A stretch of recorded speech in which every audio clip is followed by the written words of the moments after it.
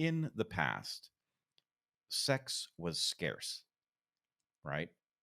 Why is sex scarce?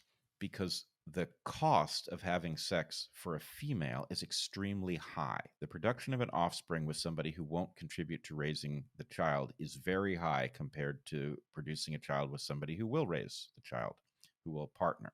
And so what that meant was that women were on their guard, and it made sex rare, which made sex an extremely potent motivator for men, right? In order to earn the right to a sexual relationship with a fertile female, men had to achieve, right? Because men were in competition with each other.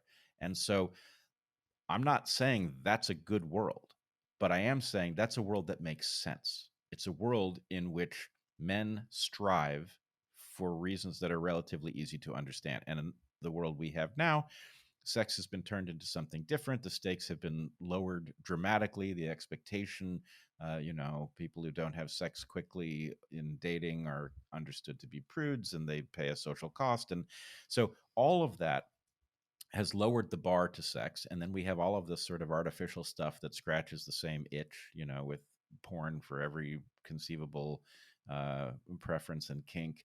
And So, well, just like as we argue in the book, just like junk food actually makes you feel like crap if you're in tune enough with your body to recognize that you're going to be less capable of performing to your best abilities after a lifetime of eating it.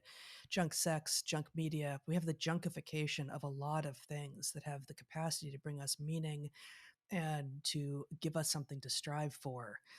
But because sex feels good, of course it does. It's amazing. Um, that doesn't mean that more right now is inherently better for us.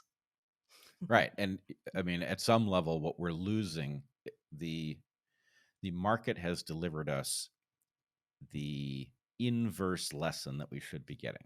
Delayed gratification is often the key to satisfaction in life across every domain, right? The I want to scratch that itch right now thing, it results in a very thin kind of satisfaction. And so, among the many answers to your question, one is that the system of incentives that used to cause people to strive and therefore to mature because it was the key to something has been upended and nothing coherent has been put in its place.